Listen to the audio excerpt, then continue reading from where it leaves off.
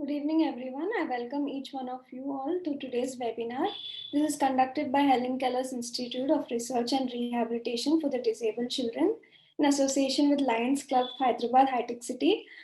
I would like to thank our chairman, Mr. Umar Khan sir, for giving us a platform to share important information about autism and create awareness among parents and teachers. This webinar is conducted on occasion of Indian Speech and Hearing Association celebrating Speech and Hearing Awareness Annuals to increase awareness about speech and hearing disorders among people. So today's topic is related to autism spectrum disorders, and we have two presentations by two specific speakers. The first speaker is Mr. Shashidhar. Mr. Shashidhar Reddy is a qualified MEd Special Education in Hearing Impairment, PGPD-MR, and MA in English along with PGDP-MIR. He is currently working as a coordinator for B.Ed program in Helen Keller's Institute, Secunderabad, and has been working in the field of disability for the last 17 years as a special educator. Over to you, sir. You can start your presentation. So good evening to everybody. Today my topic is parents intervention and teaching strategies for ASD autism spectrum disorder. We'll learn about a brief introduction on ASD. ASD is a developmental disorder. It is also a neurological disorder that affects communication and behavior. Although autism can be diagnosed at any age, it is to be a developmental disorder because symptoms generally appear in the first 2 years of life.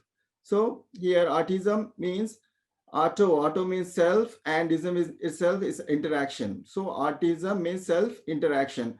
In history says that this is called as a kind of schizophrenia. So the people used to keep the autistic person, keep the person away from the society. So this person is kind of a madman. This person is put it under the electric shock, some other kind of diagnose. The person will go under the diagnostics. Okay, and next thing, the characteristics and symptoms. The characteristic ASD characteristics displays indifference and join in only if adults insist and assist, and one-sided interaction and no eye contact with anybody, and does not play with other children and talks incessantly about only one topic, and lack of creative pretend play, and inappropriate laughing or giggling, and echolic copies words like parrot, likes to spin objects. So these are the characteristics of ASD. And what causes of autism? So the main cause here is genetic factors and environmental factors, and other things are unknown. So here genetic factors may include either genetic mutations or hundreds of genes related to increased risk, about 15% of cases of autism. So can be attributed directly to genetic factors. And genetic factors interact with the environmental factors, including age, both parents, and prenatal health of the parent and the child. And unknown factor, there is no evidence. Excuse me. There are no many factors that are still not well understood. Researchers are looking at the role of the immune system.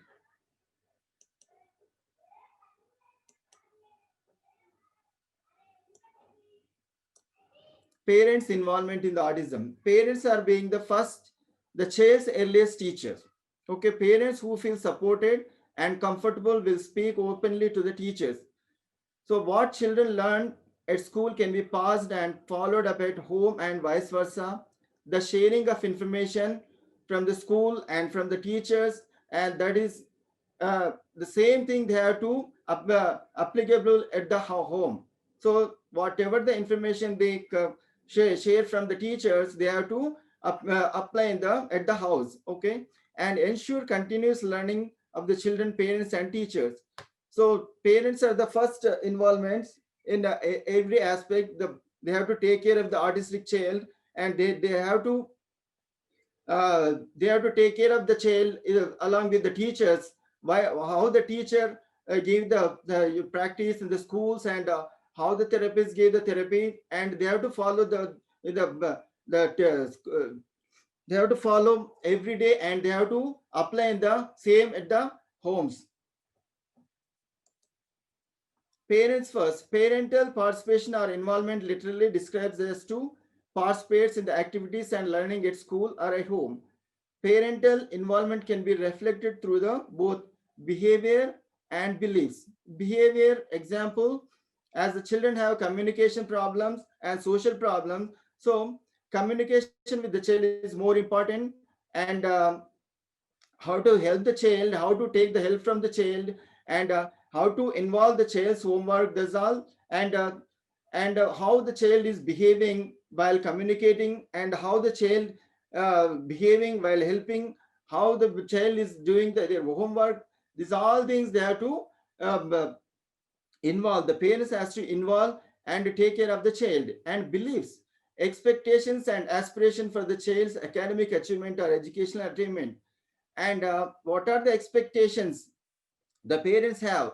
So the same thing bring to the child, child's mind, and they have to boost the child's confidence, as well as the significance of parental participation. Involvement of parents are supposed to basically provide children positive home conditions. Is always the home conditions should be very positive. So the autistic child have a lot of behavioral problems. So if there are more home conditions are very negative, and the person, the autistic child cannot adjust with the home conditions, and is going to be more problematic. So always keep the home conditions very positive. And involvement at school, so parents has to involve in every aspect and every moment. In that way they have to follow regular schedules of the child, and how teacher is taking care of the child at the school, and how therapist taking care of the child at the therapy place. And so in that way they have to follow, and the same thing um, they have to uh, apply at the house or anywhere, any place, or when they take to the outside of the home, or they take to the relations, or anytime they have to apply the what the follow from the school or therapist. And involvement in learning activities at home, involvement in decision making, and parent involvement undoubtedly has the significant impact in early years to shape a child's character and development. So if parents involvement always if there, and the child's development we're going to see in the positive way. So parents has to involve positively, and parent has to learn from the teachers and therapists, and what they're telling, and what they're taking the measures to bring the right behavior, and what are the measures they're taking to change the behavior, what are the measures they're taking to put in a right track. They have to follow all the things they have to follow, and yeah, put in a right track the artistic child. So can you, sorry to interrupt you, can you put it on slideshow, sir? Participants have been asking because it's very small to visualize. It's not Slide, it's not slideshow, sir. To the right side down, we have an icon of okay. slide. Yeah, I have to move this one. Okay, This is, sorry.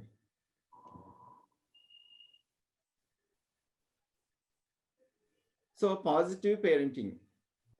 So I've been telling that positive parents should be very positive.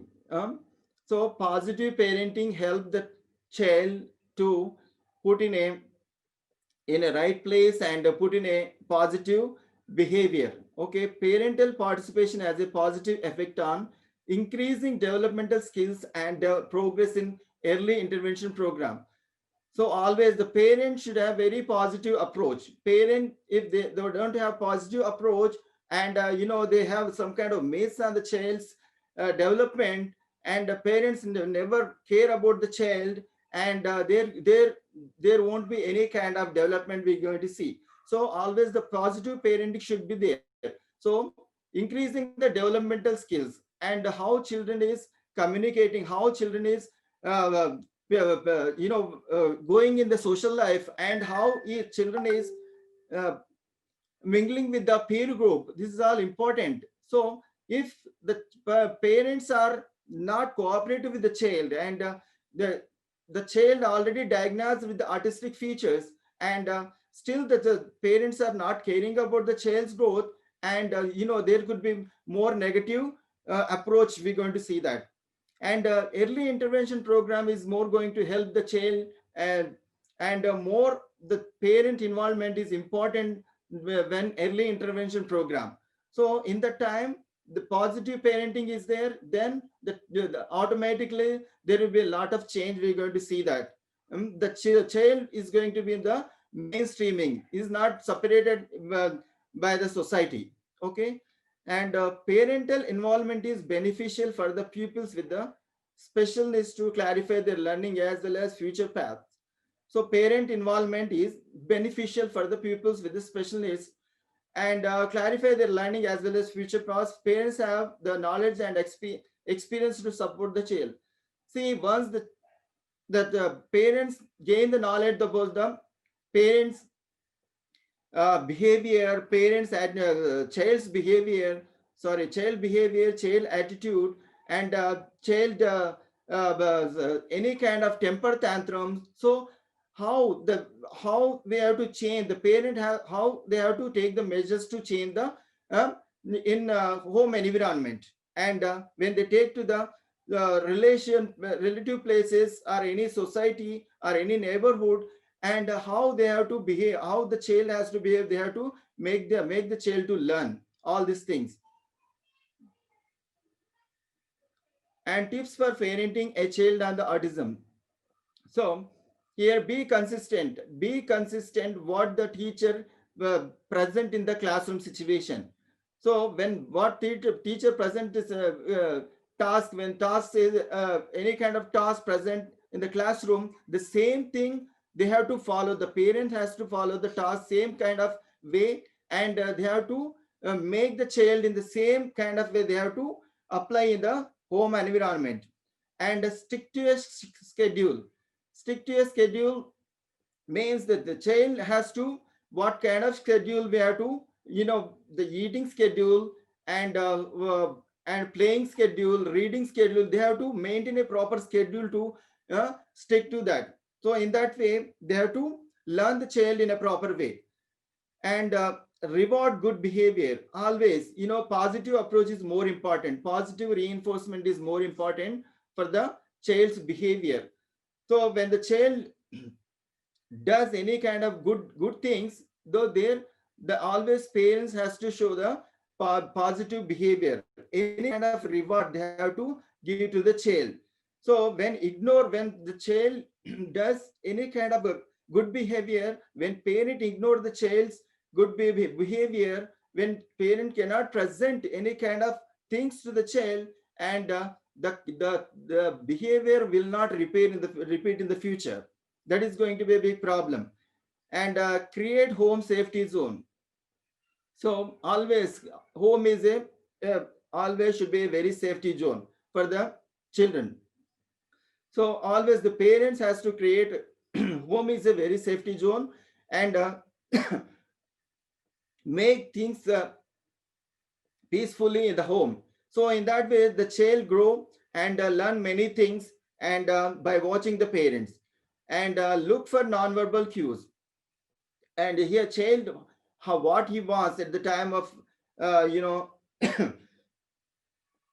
the time at the time scheduled, about what he wants at the time. So in that time they have to observe the child, and what he expects and what they want, what they are providing. In that way they have to look for the non-verbal cues. So figure out the motivation behind the tantrum. Always the parents has to figure out here what kind of motivation required for when the tantrum, when the child through the tantrums, temper tantrums, what kind of figure out what kind of motivation required, and they have to figure out, like when the child ask something, when the parents ask to do something for the mathematics or something, and child doesn't want to do that because he shows some kind of tantrums, and he wants to uh, bang or something, or he wants to do some kind of uh, hyper things, anything hyperactivity during that time. So during the time, the parents has to observe, and they have to take the measures to motivate the child, and they cannot react in the same way how the child behave. The same way parents shouldn't behave. Yeah? So if they behave the same way, and the problem will not be solved. So they have to motivate the child and figure out the problem, and bring the right way, and write the right things, and change the behavior of a child, and pay attention to your child's sensory sensitivities. So always visual perception, auditory perception, tactile perception is are more important. So always, why child is distracting when lights or something in the home is disrupting is working style distracting the working style. So we have the parents has to observe why the child is distracting with the light.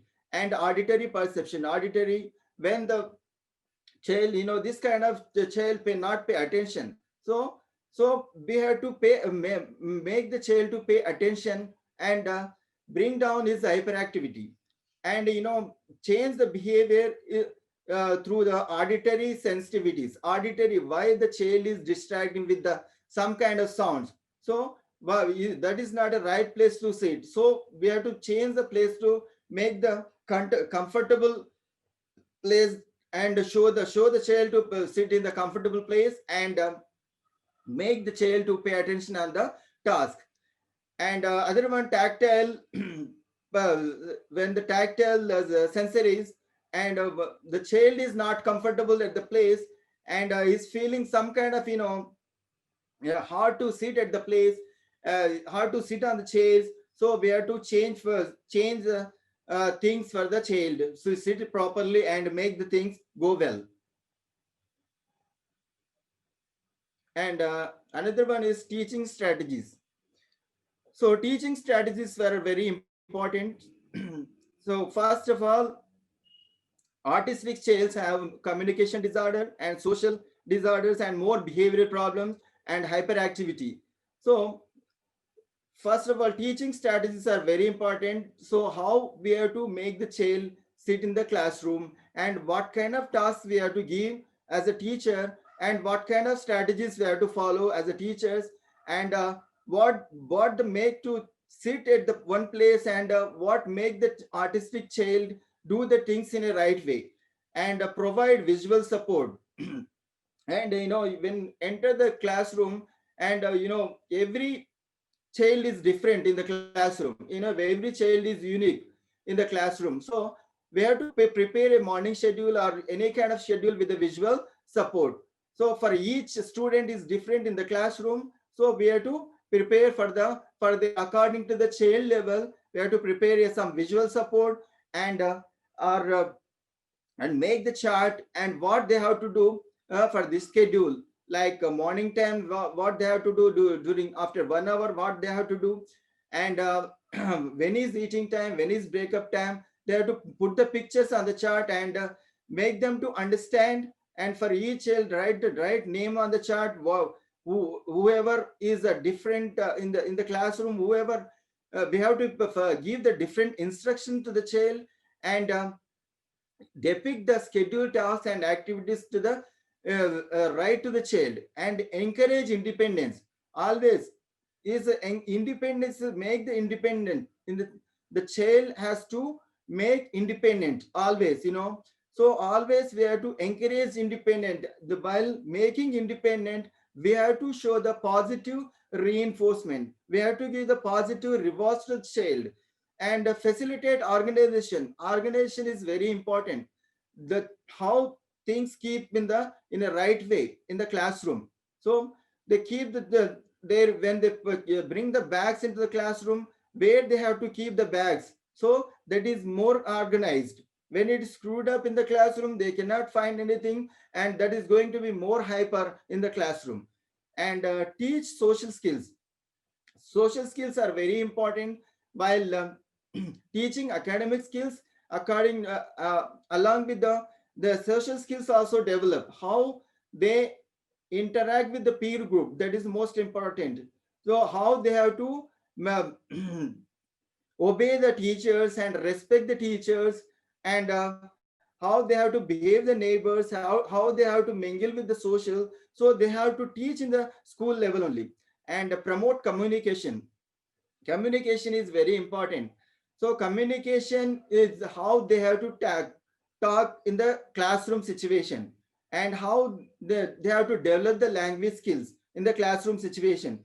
And subject, verb, and object, how they have to make the sentence, proper sentence making. So that is all important here to promote the communication skills in the classroom. And encourage appropriate behavior. Always the teacher has to encourage the behavior, right behavior in the classroom. So when they not learn the behavior and in the classroom itself, and when they go out, the same kind of behavior they develop, and that is going to be more awkward in the outside world. And make expectations clear. Depict choices.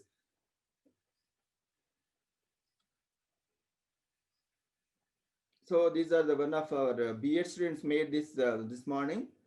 So these are the pictures they have to show.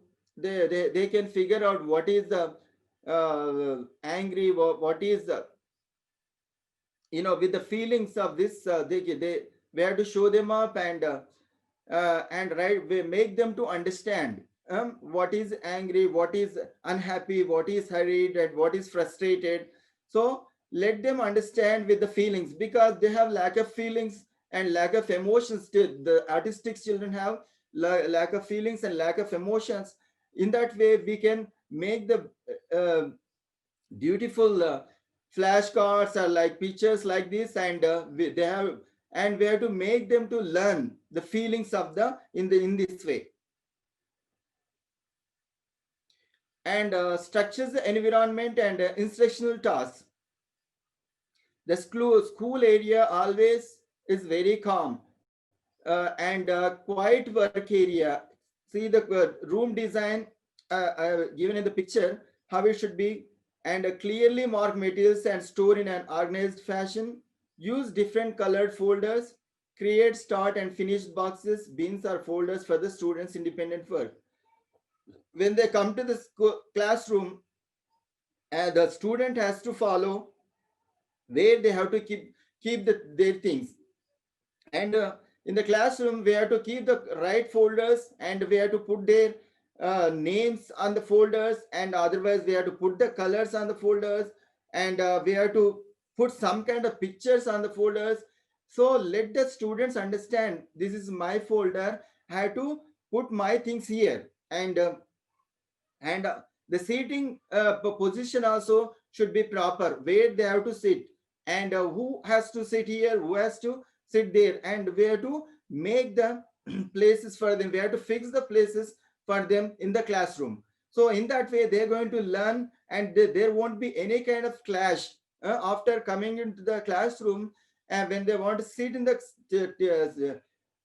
chair, and where the teacher has to maintain the proper chair for them, they have to fix the proper chair for them to sit in the classroom. So once they come into the classroom, there shouldn't be any kind of clash between the students, and they sit properly and enjoy in the classroom while teaching. So next thing it comes, applied behavior analysis.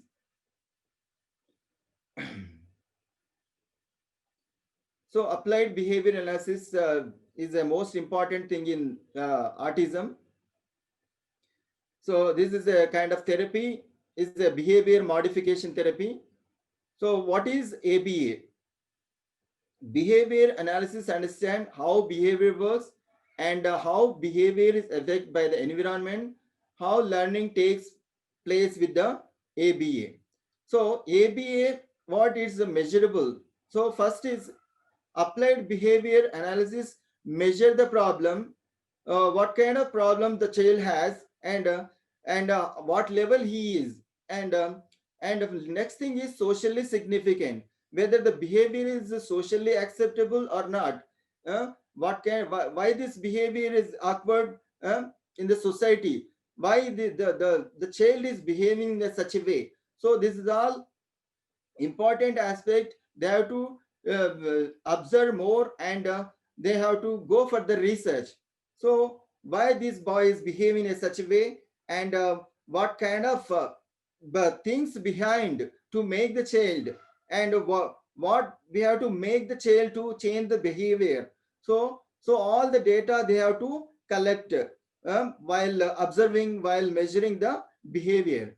And meaningful change. See, observe ABA is a scientifically evidence-based therapy.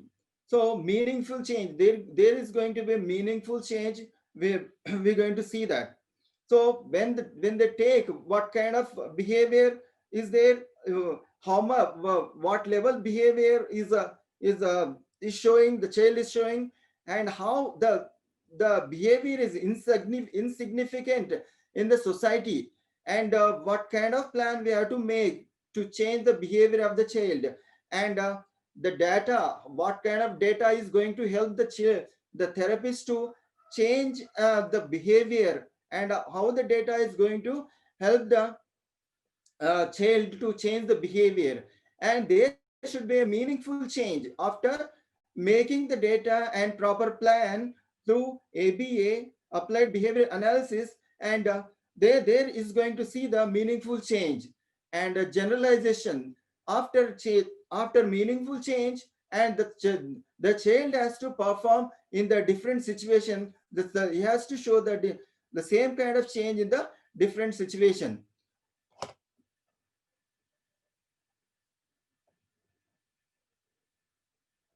So utilize applied behavior analysis. So the key principles are: focus on observable behaviors, examine the function of a behavior, develop a task analysis, select target skills student by student, positive reinforcement, and ongoing evaluation.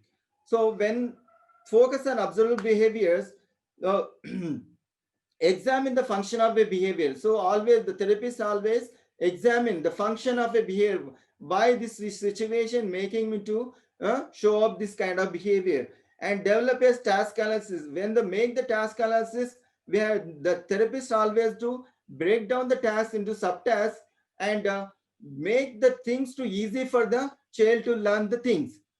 So when make the task for according to the child level, so the child has to be in a good mood, and the child has to feel is very easy, and very easy to adapt the task, easy to feel free to involve in the task. That is more important here. And select target skills student by student. So each student is different in the classroom. So when they take the student behavior and the student level of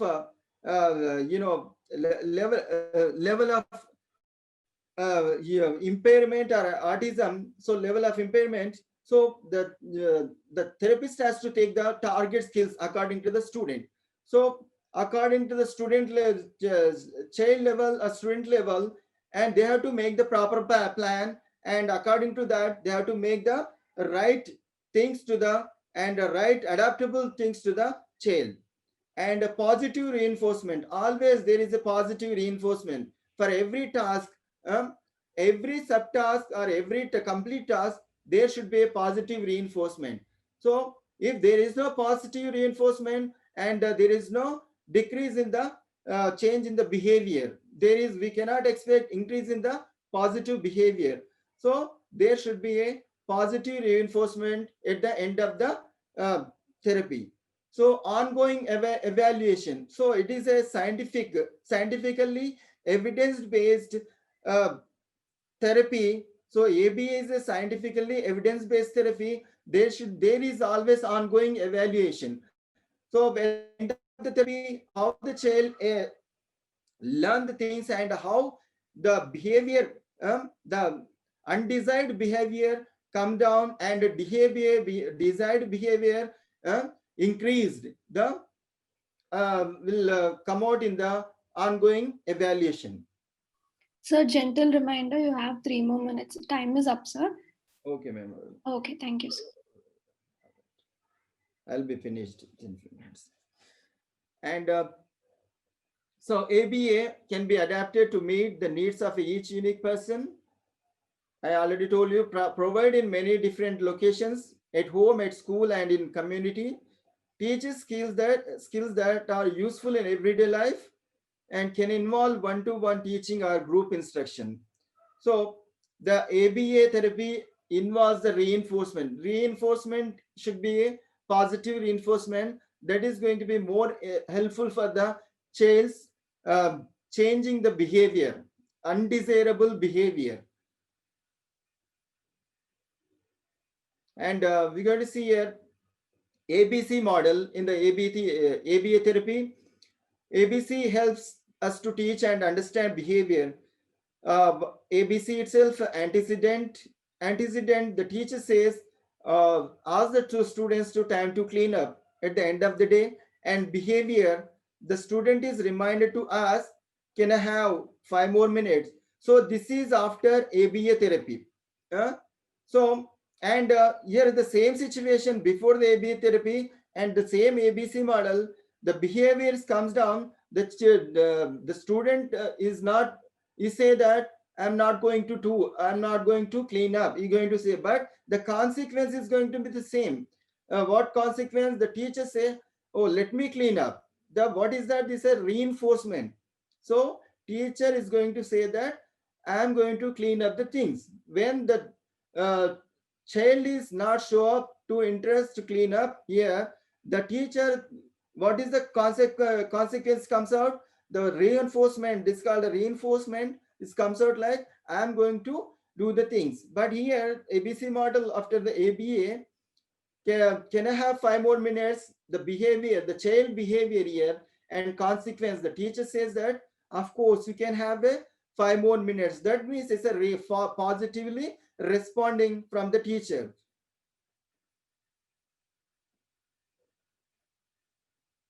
And another subtype, functional behavior assessment, it comes under ABA. Here ABA, FBA and BAP, behavior intervention plan. So define the behavior, gather the analyze the information, find out the reason for the behavior and make a plan, behavior intervention. And you see that functional behavior assessment, a systematic process used to collect information about a problem behavior and determine its function. Data is collected via direct observation data collection and rating scales, interviews, measures, and behavior intervention plan. See, once child is hyper in the classroom, is not able to do whatever the teacher is asked the students to do something in the classroom, and the student will show some kind of temper tantrums.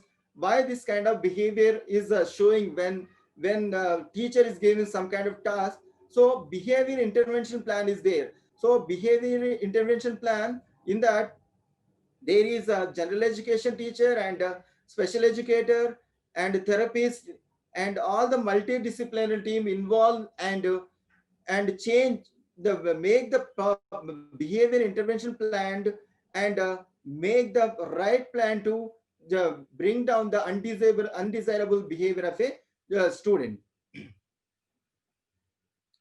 And another subtype here, discrete trial training. Discrete means individual concrete task or individual subtask. We can say that in the discrete trial consists of 4 basic components. The teacher present a specific previously identify stimulus, to cue the student to display a desired behavior. The student produces an observable and measurable response. The teacher provides specific feedback to the student. The teacher passes between the consequence and a subsequent trial or instruction. And let me show you a small video that is not more than 3 minutes. If it is there, I'll show you.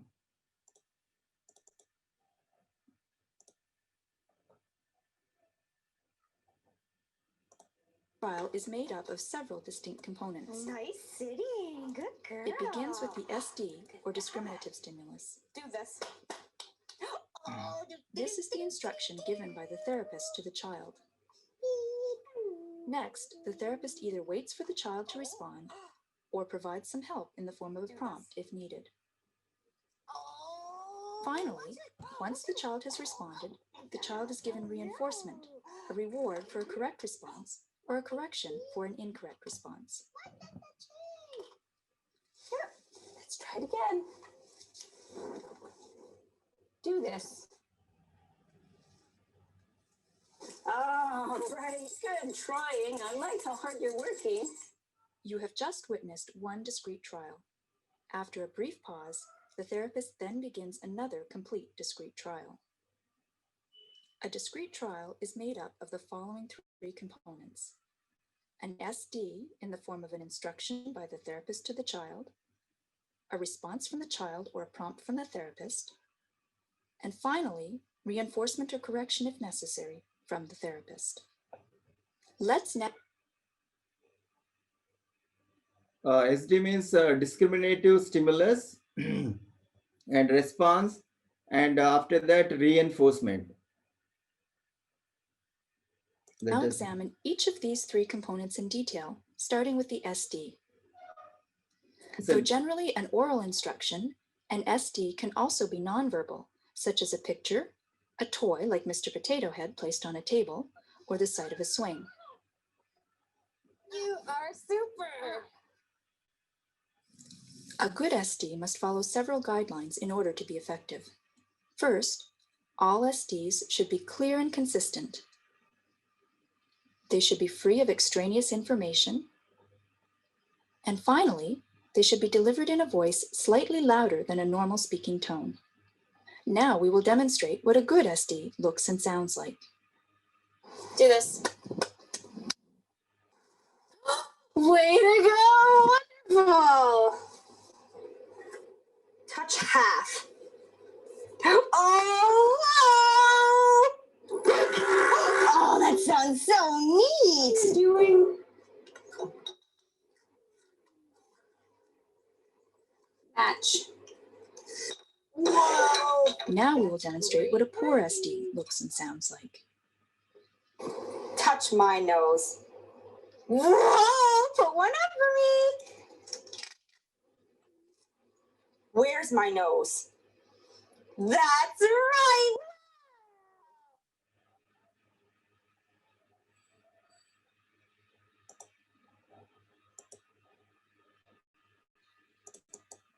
So let me come back to my presentation. So this was the discrete trial training, just example of a video. This is the same kind here. So instructions, look at me, and response, and after that reinforcer, show the positive reinforcement. And other subtypes of therapies, verbal behavior therapy and cognitive behavior therapy. Thank you so much. Thank you all. Thank you so much, sir. Our next speaker is Mrs. Susan Omen. She has completed her bachelor's and master's in audiology and speech pathology from Mangalore University. She is having an experience of 10 years as an SLP, and she's currently the HOD of the Department of Speech Language Pathology in Helen Keller's Institute. She's also pursuing her PhD in autism spectrum disorders from All India Institute of Speech and Hearing, Mysore. Over to you, Ms. Susan. So good evening. Thank you, Sephora, and for giving a warm welcome. And I'm happy to see so many participants here. So today, my topic, what I'll be covering is on improving communication skills in children with autism spectrum disorders. So we have our participants, some of you are teachers, normal school teachers, some are special teachers, and some are parents. So I'll be explaining you some tips with which you can enable better communication in your children. So always, we know autistic children means they are always unique, totally interesting, sometimes mysterious. So you have been working with children and your parents of children. So you know it. Sometimes they just fascinate us with some of their behaviors.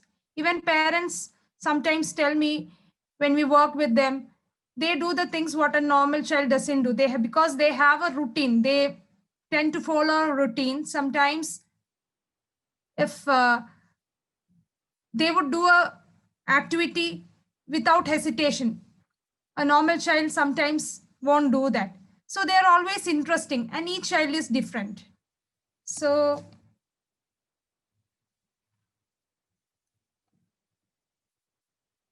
yeah. So coming to autism spectrum disorders, I think already Shashidhar sir has told, and our topic is not on explaining autism. Most of you know that. I'm just telling two lines. What are the main features in a child with autism? First one is deficits in social communication. That is, they will not be able to mingle with others, with their peer group, especially, and their communication skills will be lagging behind. Other one is restricted repetitive patterns of behavior or interests or activities. That is, they would like to do a same kind of stuff. They don't like to have a change in the routine, or they will have unwanted stereotypes. And in DSM-4 criteria, we consider the children into 3 levels. That is AST level 1, that is requiring support. But they are usually having a difficulty mainly in the social interaction. And level 2, we can say it is requiring substantial support. So in this group, we can see that social interactions are limited to narrow special interest. And the third level is requiring very substantial support. That is a group usually in which children have a lower IQ. And these are some of the signs to watch out for autism early. If any teachers or anybody who is attending or getting to know about autism for the first time. So some of these signs are there. There'll be aloof, avoids eye contact.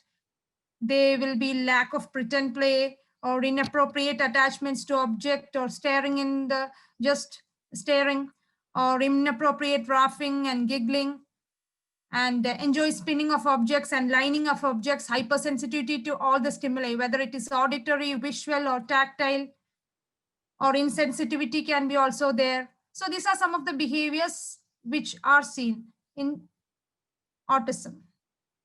So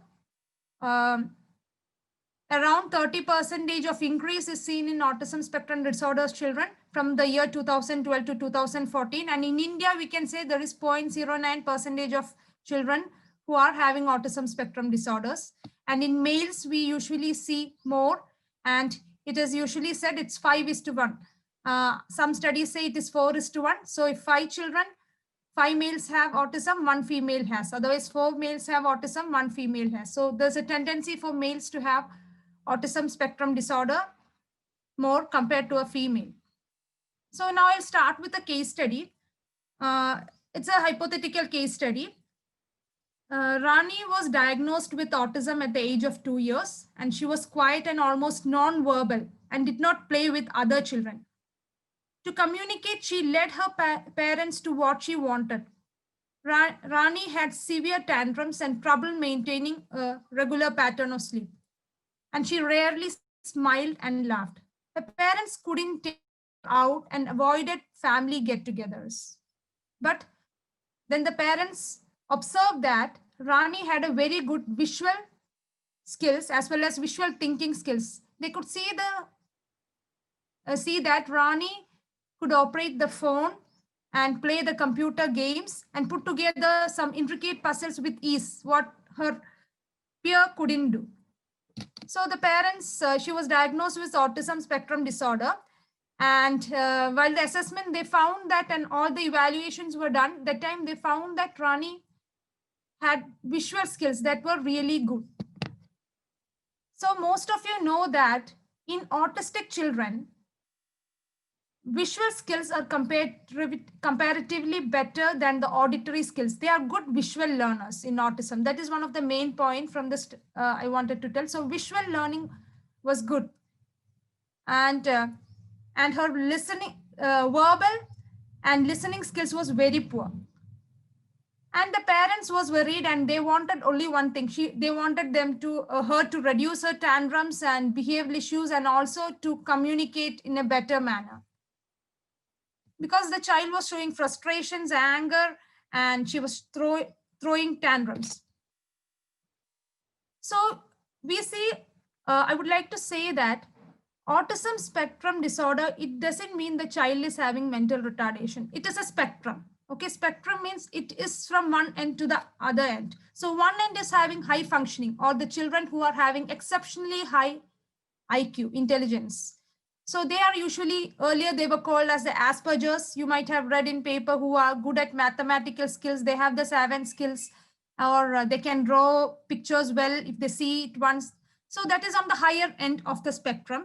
And most of the children with autism spectrum come in the normal IQ. And a group will come which is having low IQ, that is who has an intellectual disability.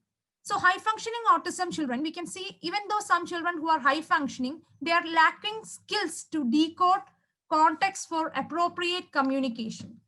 The majority of the skills, these like lacking appropriate communication, is seen in autism as well as ADHD or attention deficit disorder. All these disorders we can see, even if they have a normal IQ or exceptionally high IQ, they are unable to communicate.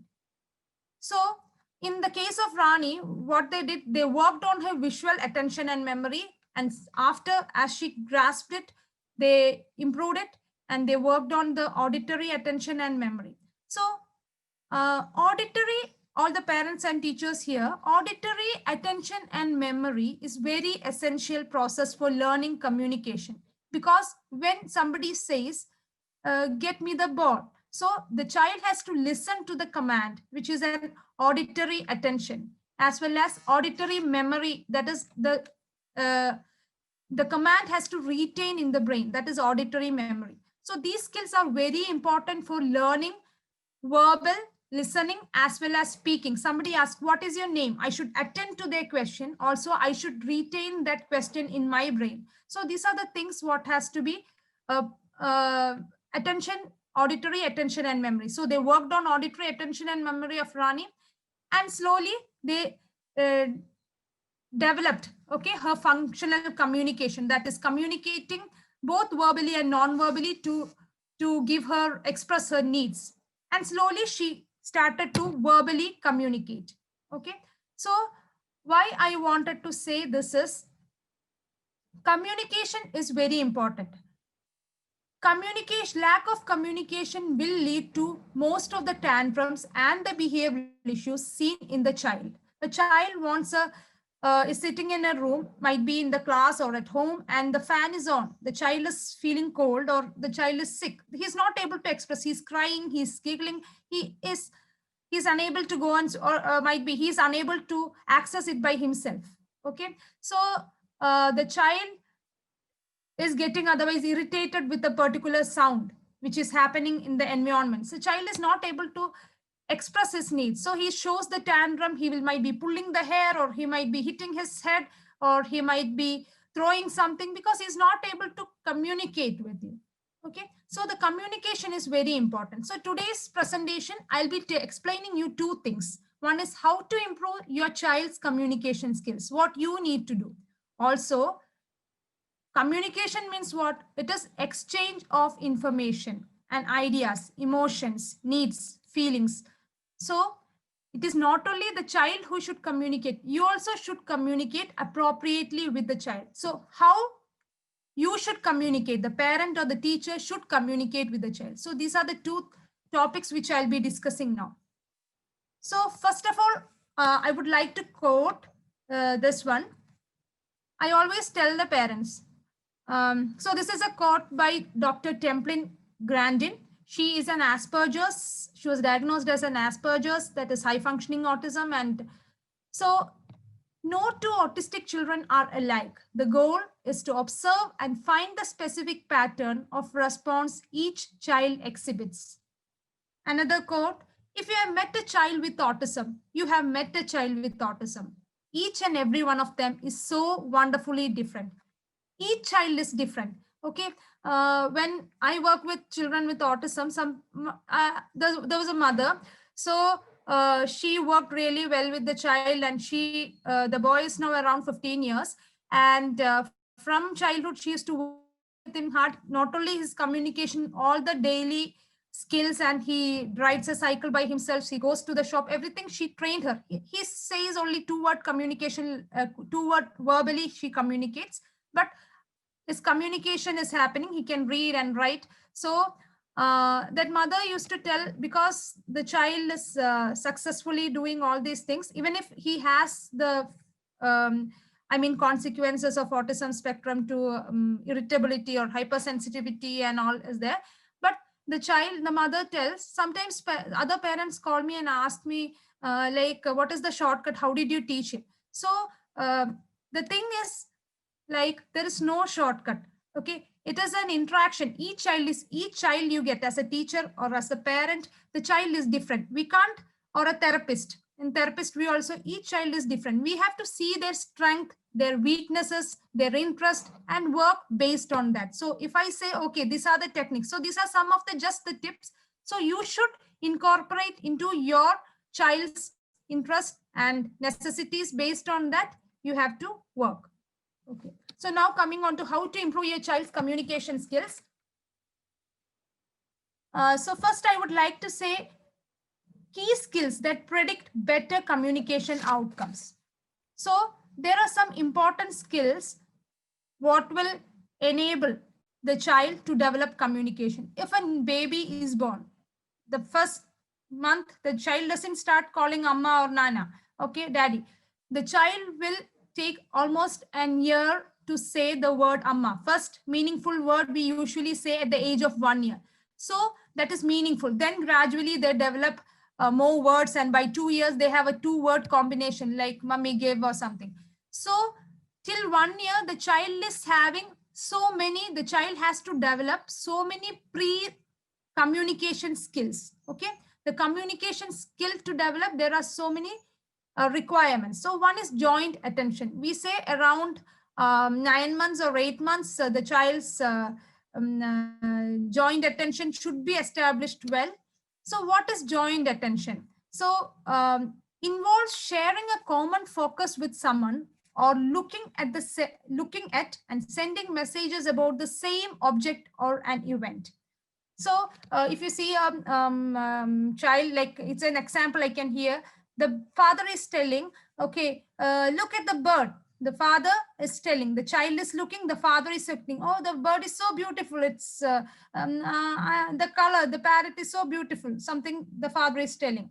Okay. So this is called as joint attention. So the child requires, a child to develop communication needs to develop joint attention. Okay. When we are pointing to something, when a baby is there or when a child is there, if your child is 3 years old who is diagnosed with ASD, so there's a ball which is there in the room. Okay, so you're telling, oh, you got a new ball. So you're okay, look, baby, there's a ball. Can you see it? That's a ball which is red. So when you say, okay, this is a ball, the child should look at that. Okay, that's how, and you will say, okay, good ball or something. Then the baby might smile back, or they might say give or ta or something. So respond to joint attention. The child needs to respond to joint attention. That is first one. And second, initiate joint attention. They should be able to initiate a joint attention. It means if they see something of their interest. The example, if there is a lizard on the wall. The child is seeing, the mother is not seeing. Okay, so the child is scared, might be, so they want to initiate. Oh, mommy, there's a lizard. So the joint attention that has to either the pointing or the looking, so that the mother also should, or the parent also should look at that. So initiating that. So these are the two skills a child should learn. So you all have to work on your children initially on attention, joint attention, or developing joint attention, as well as to initiating joint attention by the child. Other things are imitation. The child should have imitation skills. So when something we are showing, the child also should be imitating. That's how babies learn language and speech. What we say at home, the same thing the children pick up. So imitation is an important thing. So we should be a good model to the child. The way we communicate, how we want the child to pick up the language, the same way we need to speak. Eye gaze, eye contact. So eye contact is usually important skill, but I'll explain regarding that related to autism after this.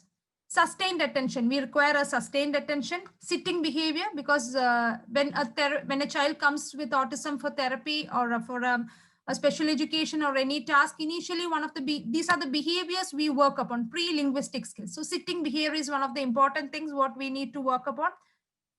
So why these skills are important? So joint attention helps the children to learn words, because, okay, look, there's a bird. Okay, there's a book. So the book, the child looks there and they learn to pick up new words. Also, imitation helps the child to notice what others are doing, interact with them, and copy what they do. Okay, so that's why the pre-linguistic skills are important. And usually children with autism have deficits in this. So you can all work on that imitation skills and improving the eye contact. So I can just explain you some activities in order to improve the imitation. So you might say repetition with them, give some, you can, whatever task you want them to do, whether it is verbal as well as non-verbal, you can show them and encourage them to do it along with you. Eye contact. Yeah. So eye contact, we can say to improve.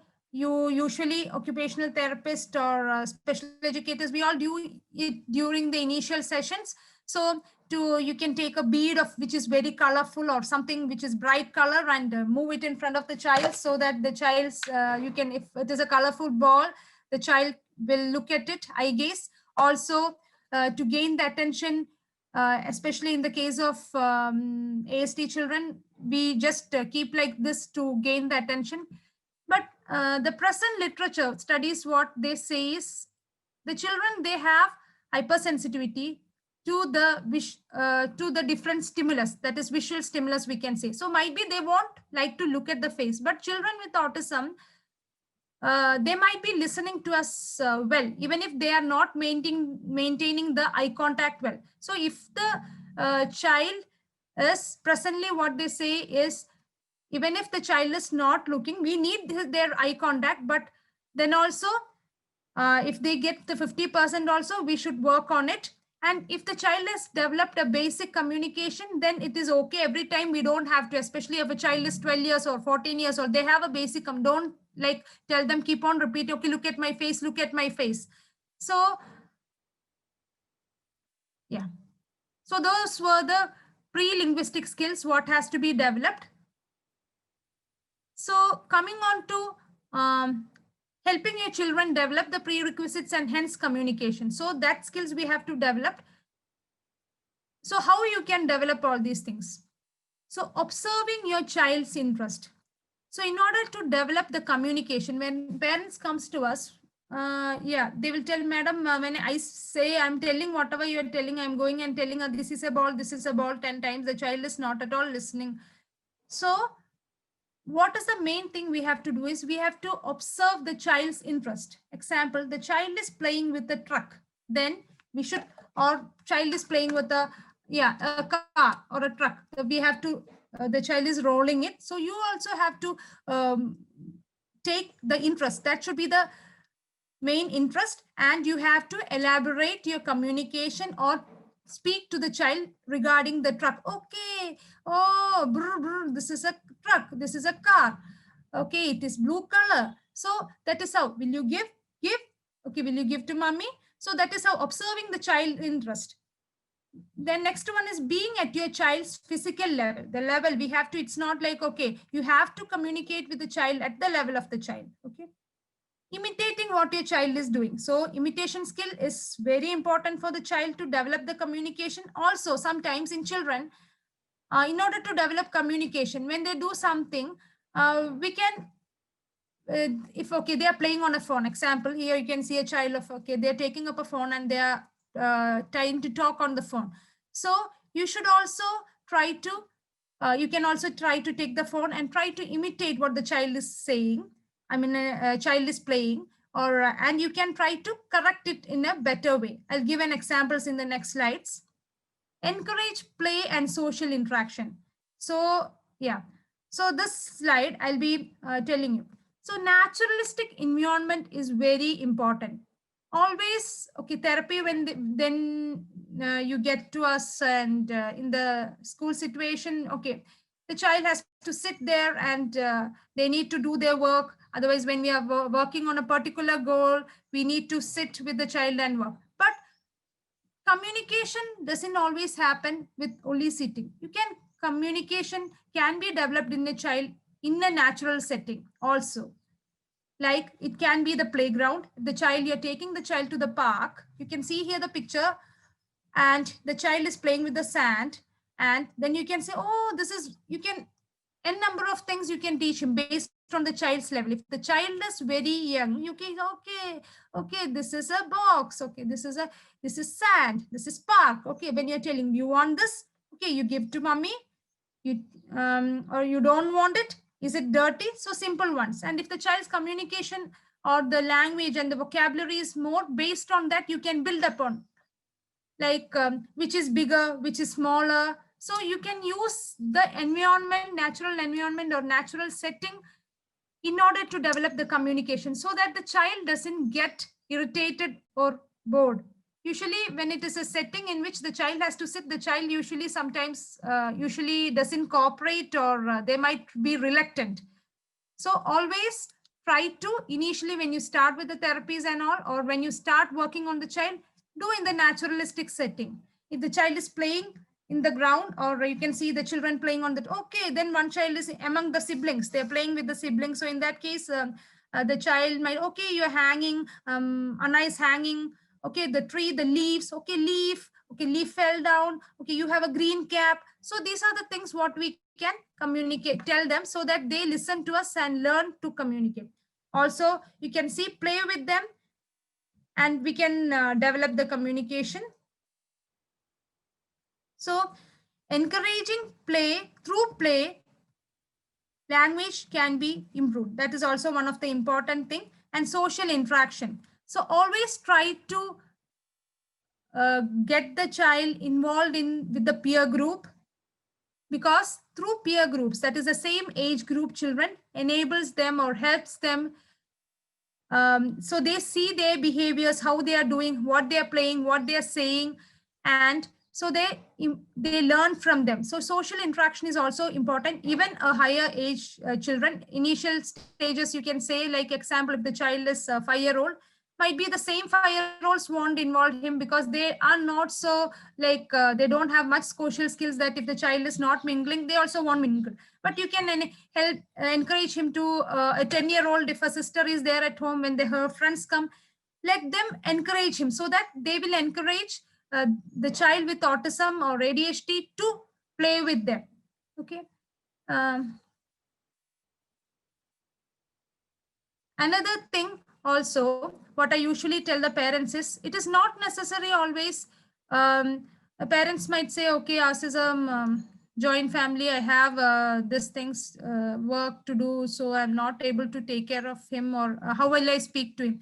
So you can involve or include communication, or improve the communication, or talk to the child in the natural, in the daily life setting. Example, if a mother is cooking, I usually always tell the parent, if you come from a market, you have the vegetables, just put it, ask the child to sort it, ask the, okay, this is onion, or you're teaching them, that is indirectly you're teaching that you can teach the colors, you can teach the vegetable names, you can teach the fruits names or shapes or big, small, or ripe. Okay, so all these things you can teach through that. You will be doing that work. Along with that, the child is learning to communicate. Other we can say is also, if you're going to a grocery store or a supermarket, take the child along with you. You can, when you're taking it, give him small commands in sections, in small shops, so that will be easier. Otherwise, the child might initially, if the child is having, the child runs around and all, it will be difficult. So initially in a small store, if you go, the child can pick it up. You can give simple commands when you're training him, or you can tell them, okay, this is the thing. So you can explain using that. Even when you're traveling in the auto or in the bus, you can say, okay, there is a flag. Okay, do you see the flag? Okay, there's a dog. When you're walking, when you're going to the park, you're walking to the park. Oh, there's a dog coming. Okay, do you see the dog? Yes, the dog is coming. Okay, Raju likes dogs. Okay, so that is how you improve his communication. So you can include the communication or communicating with your child or developing their communication in your daily settings. So now another thing what I want to focus here is not only verbal communication, non-verbal communication is also equally important in the case of autism spectrum disorders children. So we have to encourage them to do both verbal and non-verbal. Means it can be facial expressions, emotions, the facial expression. So as well as we can say, in the case of pointing or gestures, okay, if the child wants something, initial stages, we can say, okay, the child is telling in a sentence level. Along with that, let them point it out. They have to communicate in some modality. That is important. It is not like which modality they communicate. Communication has to happen. So the verbal communication is important, but in order to satisfy their needs or requirements, we can encourage them to have a non-verbal mode of communication. Another important thing what Shashidhar sir also was telling is reinforcement. So reinforcement from the side of parents is very important. Sephora, how much time more I have? Like, Ma'am, you do have 10 minutes. Okay. So reinforcement is something which is praising. Always encourage the child. There are different types of reinforcements. I won't get into that. But as a parent, you can do a praise, which can be through clap or tokens, and or it can be a sticker. But very important thing, sir has just told about ABA. I want to tell the parents. If you're telling, okay, if you do this task, some children I see, they come for the therapy, they give a chocolate daily, the parents, okay, they put the chocolate already in the pocket and they come. So, the parents put the chocolate already in the pocket and they come to the session. So already the child has the chocolate. So then they don't have to do that activity. So what instruction we give, the ABA, I'll just tell. So you have the, hello? Ma'am, you're audible, you can continue. Okay. So you have something. So you have to reinforce at the end. Reinforcement should be at the end. After we get the response from the child, the reinforcement should happen. It is not, sometimes we do a mistake. Even in the session, sometimes we do as a therapist. The reinforcement always should come at the end. When the child is doing the response, what we expect from them, that time only reinforcement should be given. Otherwise, what will happen? The child knows, okay, if I don't do it also, I already got the reinforcement. I already got the reinforcement. So the child's interest to continue with that activity won't be there. So in applied behavioral analysis, it particularly says reinforcement is only given at the end. Also now coming on to the modeling. So modeling, as I was explaining earlier, if the child is, you're explaining to the child, or the child is playing with the phone, you can see. So the child is telling Ola something. Auntie, she's telling. So mommy has to say, okay, auntie has to come. You have to model the child correctly. If the child tells wrong, also you need to model it correctly and tell back to the child. So that child will learn it. That is what is called as modeling, or echoing also we say. And these are some of the techniques what generally we use. I'll just explain you these things. Self-talk. Self-talk means the parent or the teacher or the therapist, they will tell what they are doing. Example, if I am the parent or I'm the teacher, I will tell, okay, I have a ball with me. Okay, this is a ball. Okay, I'm seeing the ball. It's orange in color. Okay, this is a nice ball. I like the ball. This is what I am doing. That is called as self-talk. I think I'm visible. So that is called as self-talk. We are explaining about what the person is doing, the parent or the therapist is doing. Parallel talk. So parallel talk means the parent or the teacher will tell whatever the child is saying as well as the parent is doing. Okay, so we are doing seeing a picture book. Okay, the child, or we are playing with a car. Again, a simple example, car. Okay, so the child is like moving the car front and back. So we can tell, okay, you're moving the car. Okay, this is a car. What he is doing. Okay, then what I am doing. I have a might be I have a pen with me. I'm writing something. Okay, mommy is writing with the pen, and baby is playing with the car. So the two activities will be simultaneously talked. Otherwise, it can be an activity which is of joint attention, as we talked earlier, of something we are having of common interest we are doing. So parallel talk. So these enable whatever the child is doing, that also we are speaking out for him.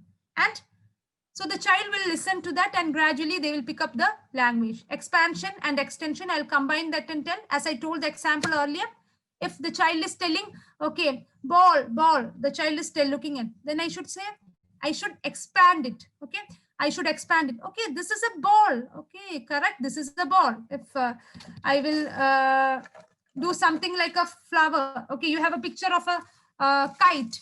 Okay, so the child might say, okay, kite or kite, but the child might say. So you have to expand it and tell to the child, oh, this is a kite. Yes, this is a kite. Mummy likes kites. That is expansion. Also, we can, as the language of the child is increasing, you can expand the syntax as well as the semantics. That is, you can tell, okay, the ball is orange color ball. We are expanding, or it is a small ball, or it is a big ball. Okay, this is a colorful kite, or this is a wonderful kite. So based on the language of the child, we build upon. Next one is questioning. Usually we say, children, you can ask in order to communicate with them or improve their communication. You can ask them like questions like, okay, what are you doing? Or WH questions. Questioning we can work using questioning in order to develop the communication. Choices. So in children who are having difficulty in communication, you can give them choices. Okay, you can ask them, rather than asking, okay, what do you want for breakfast? You can ask, okay, do you want chapati or do you want dosa? So it is easier for them to select from the choice, binary choice. So here you can see some of the things I'll be explaining. Wait, we have to give them some wait time, give some follow their lead, interest, expand their language, sit face to face. Okay, parallel talk, verbal. Okay, so I'll be telling here, limit the questions. Okay, and narrate the day. You can, as I told earlier, when you're doing your activities, explain to the child, speak to the child. That all involves a self-talk, parallel talk. Singing and reading, these are two of the things which reading especially is very important and helpful in the case of development of language. So this is the next slide. So always take up reading. You have several books now. It is available in Amazon and all. You can purchase it. There'll be so many colorful books with more of pictures, and some words will be there. If the child is learning to read, if it is an autism child, some children pick up language by 7 years or something. They have the reading. So in that case, otherwise, if it's very young child, it can be, you can see the picture. It's more of big pictures will be there, and we can tell them, okay, it is not necessary we have to read the same thing what is written there. We can simplify the language and speak to them. Okay, so that reading books is one of the main things what a parent can do in order to communicate, improve the communication and develop the language skills in a child. So these were some of the things what you can do to develop the communication. The other thing, what is very important, I want to tell everybody, even the teachers, the therapists, or the parents, as I told, along with the communication is the most important thing. So along with the communication, it is not only verbal, non-verbal communication also has to happen. If the child is unable to do verbal communication to express his needs, start with non-verbal communication. And how do you do it? That is through assistive technologies, that is called as alternative and augmentative communication. And usually some parents are reluctant because they will think, okay, my child, if they're coming for speech therapy, and if I show them in pictures whether my child is going to speak later, it is not like that. If the child is not able to communicate, they will show frustration and they will not develop the appropriate language. But if the child is able to communicate through pictures or any other modality, slowly it paves way to a better language development. So here you can see here some of the softwares. If parents are there or teachers, you can just note down. This Jello is a software which is freely downloadable in the phone as well as in the laptop, and it is by Government of India. It is free. I think IIT has made it. This is a pattern. You can see here, the child can press here, greet and feel. So hello, hi, everything will come. Here it is daily activities. It will be eating, brushing, jumping, running, everything. Then here is eating. So you have all the food stuff pictures here.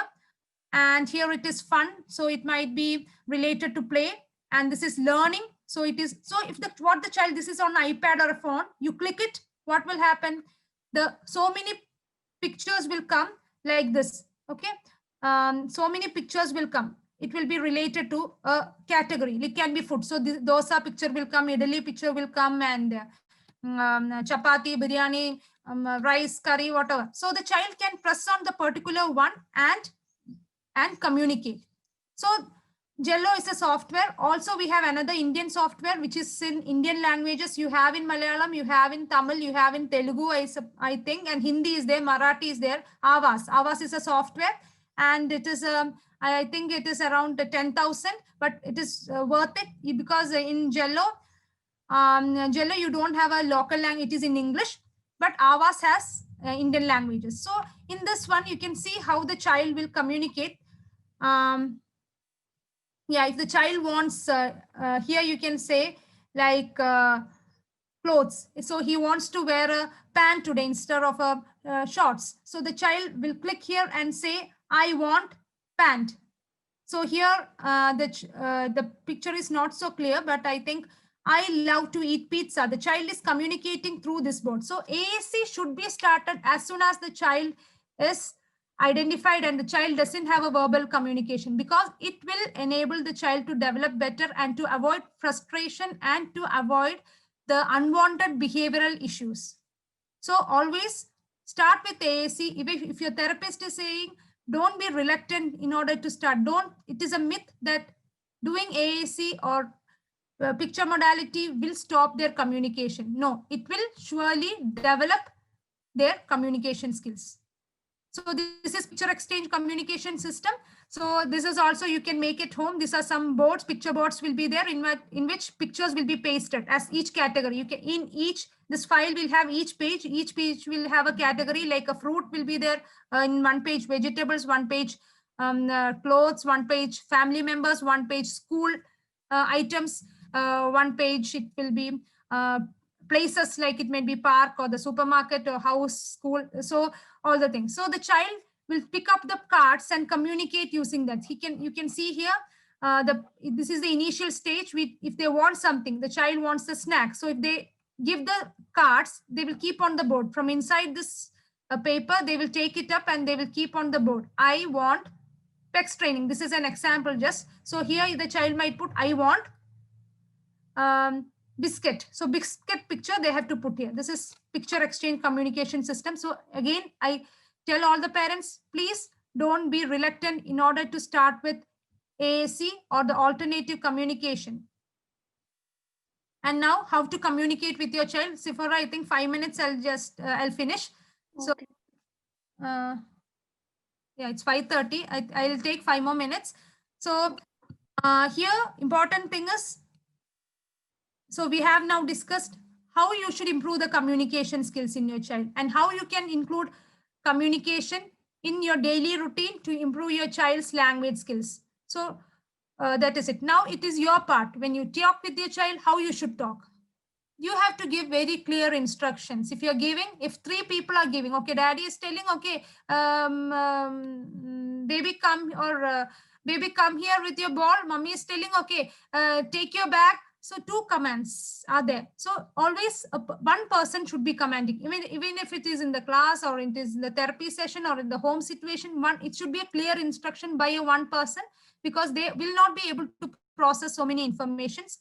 So clear instruction. Even another thing is, keep the language very simple according to the language level of the child. Each child might be different. So some children will have basic level that use basic language. Some children will have higher level, use that language.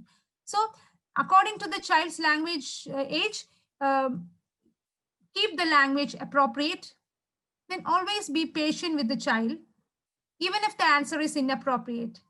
Okay, the child, the thing is, the child with autism takes time to process. They don't process as easily as us. When I ask the question, can you give me the ball? I hear it instantly as a normal person, and I respond it within 1 second or a millisecond. Okay, half a second. But a child with autism, what will happen?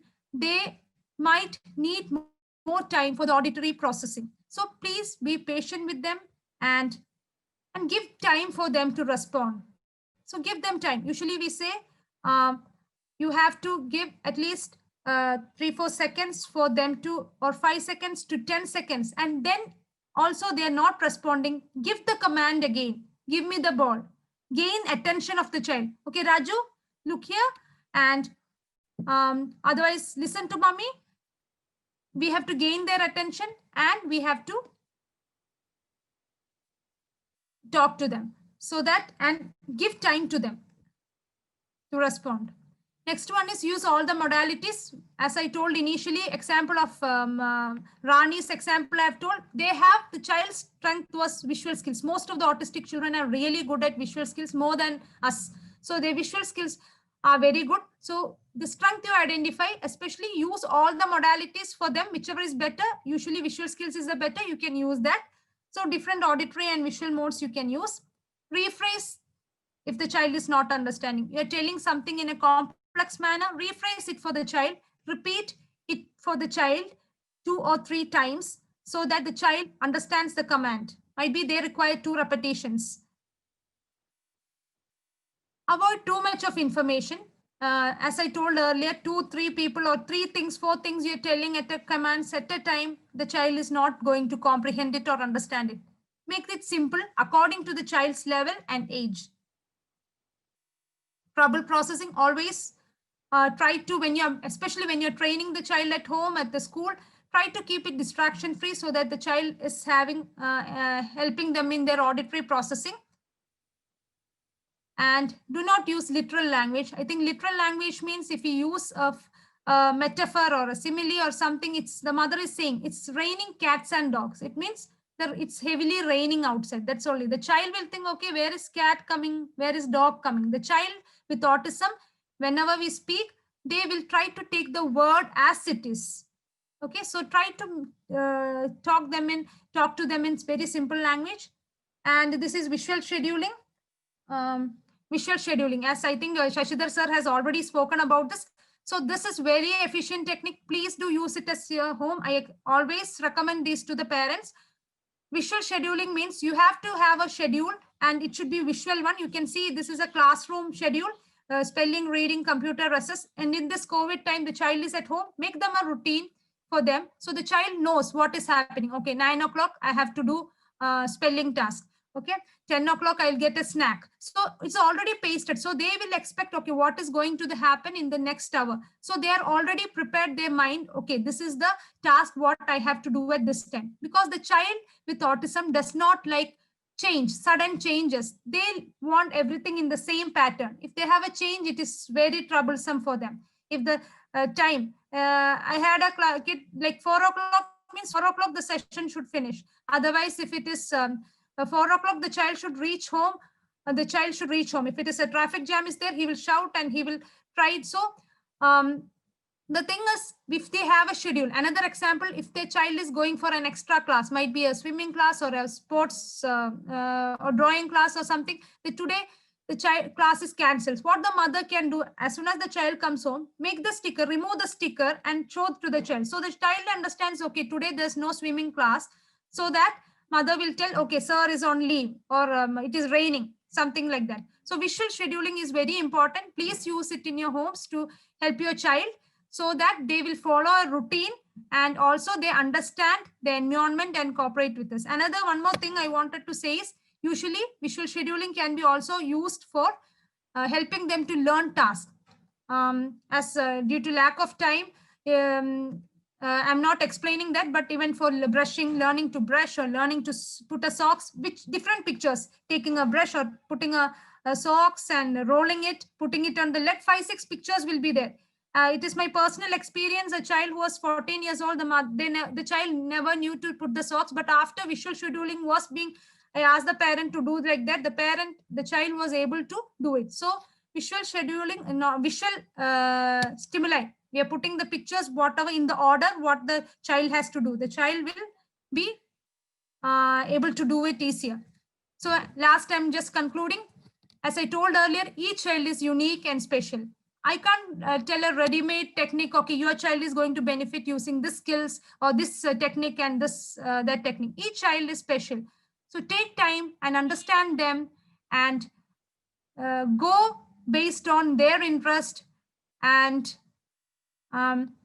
pick up their strength. Usually it is not that all are, as I told earlier, all are not having a intellectual disability or all doesn't, they are good. Okay, ASD children or ADHD children, they have good intelligence and they are able to understand. Might be they have a different kind of processing. So we should understand them and try to incorporate or enable them to, or include them into our society. This is for the teachers, I wanted to say. As inclusion, schools has to come up more. So that's what. So autism doesn't come with a manual. It comes with a parent, or it can be a teacher or a therapist who never gives up. So you can all do it. So thank you all for the patient listening. I think it was useful for you.